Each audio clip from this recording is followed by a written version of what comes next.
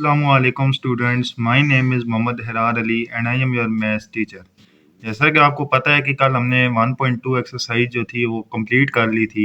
आज exercise 1.3 start करनी है कि इसका पहला क्वेश्चन है कि factorise the following polynomials into linear functions.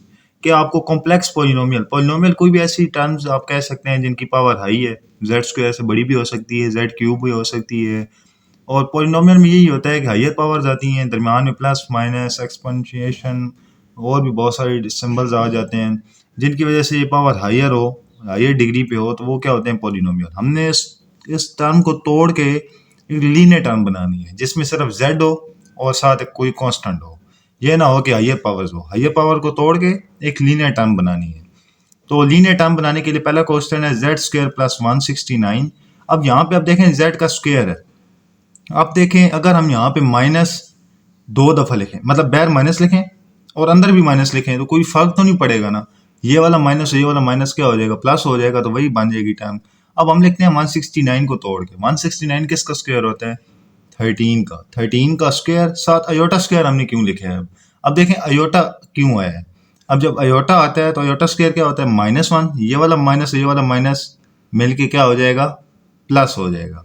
तो अयोटा वाली टर्म साथ में आना ज़रूरी है क्योंकि इसके साथ और कोई इस तरह बन नहीं सकता कि हम सिर्फ 13 का स्क्वायर लिख दें, क्योंकि दरमियान में प्लस हो जाएगा। तो अगर हम देखें तो यहाँ पे प्लस आएगा, ये प्लस होगा। अयोटा स्क्वायर होता है -1, तो ये माइनस क्या हो जाएंगे, प्लस हो जाएंगे। अब देखें तो ये ए स्क्वायर माइनस बी स्क्वायर का फार्मूला बन गया है। तो ये क्या होता है, ए माइनस बी ए प्लस बी, यही इसका लीनियर टर्म है, यही आंसर है इसका। बस इसको हमने अपने हिसाब से तोड़ के लीनियर टर्म में डिवाइड कर देना है। अच्छा, इसका पार्ट नंबर 2 है, बहुत ईजी है सवाल ये। 2z square plus 18। अब यहाँ से देखें तो 2 कॉमन है, 2 कॉमन ले लिया। z square plus 9। अब देखें तो 9 3 का स्क्वायर होता है। और हम क्या करते हैं कि z का स्क्वायर लिख दिया। अब यहाँ पे हमने सब इस तरह भी लिख सकते हैं कि 3 आयोटा का स्क्वायर, या मैंने आगे जाके 3 आयोटा कर दिया, या आप इसके ऊपर स्क्वायर रूट डाल के 9 आयोटा का स्क्वायर भी लिख सकते हैं। और बैर क्या डाल देंगे, माइनस। वो भी बात आ जाती है कि आयोटा स्क्वायर -1 होता है, ये -1 और ये माइनस क्या हो जाते हैं, प्लस हो जाते हैं।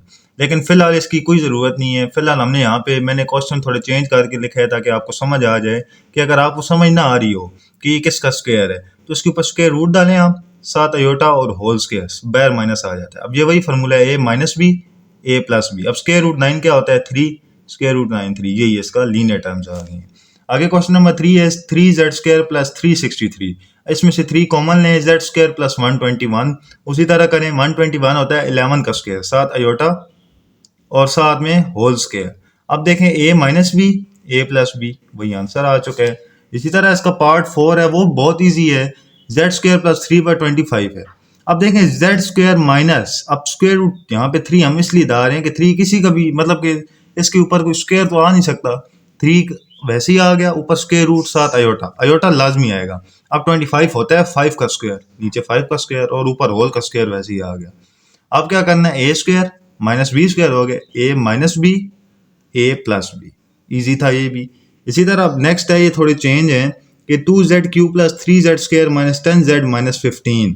अब देखा जाए तो ये बहुत लीनियर हमने इसको करना है, तो ये कॉम्प्लेक्स टर्म आ गई है, मतलब कि z क्यूब तक आ गई है। अब इसमें तो कोई फार्मूला वगैरह लग नहीं सकता, तो हम सबसे पहले देखेंगे कि इसके फैक्टर कौन से हैं जिसपे जब z पे कोई वैल्यू पुट की जाए तो सारे जीरो हो जाए।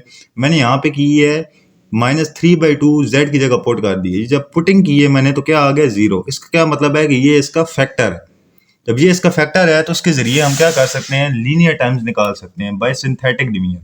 या आपने 10 में पढ़ी होगी कि सिंथेटिक डिवीजन क्या होती है। यहाँ पे वो टर्म लिखते हैं जो फैक्टर है, और यहाँ पे कॉम्प्लेक्स में अब देखें तो 2z क्यूब था, 2 पहले आ गया क्यूब वाली, फिर 3z स्क्वायर था, 3 आ गया, फिर -10z था, फिर -10 आ गया और कांस्टेंट लास्ट में। सॉल्व करने का तरीका ये है, 2 नीचे उतर आएगा, 2 इससे मल्टीप्लाई किया है तो ये -3 आ गया। अब -3 और +3 0 होता है, 0 जब -3/2 से मल्टीप्लाई होगा तो 0 हो जाएगा। ये -10 + 0 -10 हो गया। -10 को जब -3/2 से मल्टीप्लाई किया तो +15 है। यहाँ पे क्या हो गया, 0 हो गए। अब देखें तो ये क्यूब वाली टर्म खत्म हो गई है। अब लिखने का तरीका ये है कि यहाँ से स्टार्ट होगा, ये कांस्टेंट है, ये z वाली टर्म है और ये z स्क्वायर वाली टर्म है, तो z स्क्वायर के साथ 2 आएगा, 2z स्क्वायर। जेड वाला 0 हो जाएगा, उसको लिखने की जरूरत ही नहीं है, कांस्टेंट -10 है। अब यहाँ से देखें तो 2 कॉमन है, 2 कॉमन लिया, जेड स्क्वायर -5 हो गया। अब अंदर देखें तो हमने क्या बनानी है, लीनियर टर्म। यहाँ पे जेड स्क्वायर लिखा रहा है, यहाँ पे 5 है। अब 5 किसी का स्क्वायर नहीं है, क्योंकि 25 होता तो फिर तो 5 का स्क्वायर बन सकता था। तो यहाँ पे हम स्क्वायर रूट इसके ऊपर डालेंगे, 7 आयोटा और होल स्क्वायर। अब देखो तो a minus B, A plus B, linear term आ गई। इसका क्वेश्चन नंबर 7 भी इजी है, ये भी आपको समझ में आ ही जाएगा। z³ - 7z+6 है। अब यही बात आ गई है कि इसके ऊपर कौन सा ऐसा फैक्टर है जिस जो पुट करे यहाँ पे तो 0 आना चाहिए, वो 1 है। तो 1 आए तो हम सिंथेटिक डिवीजन यूज करते हैं ताकि लीनियर फैक्टर आए। z³ वाली, अब z स्क्वायर वाली टर्म नहीं है यहाँ पे, तो उसकी जगह क्या आ जाएगा, 0। फिर z वाली -7, फिर 6 आ गया। उसी तरह सॉल्व किया तो क्या नीचे आंसर आ गया, x+3 और x-2। इसी तरह पार्ट नंबर 7 है कि z³ + 2z² - 23z - 60। इसी तरह बहुत इजी क्वेश्चंस हैं, इनमें वही फैक्टर हमने निकालना है सबसे पहले। वो आप कैलकुलेटर के थ्रू भी निकाल सकते हैं, कोई इतना इशू नहीं है।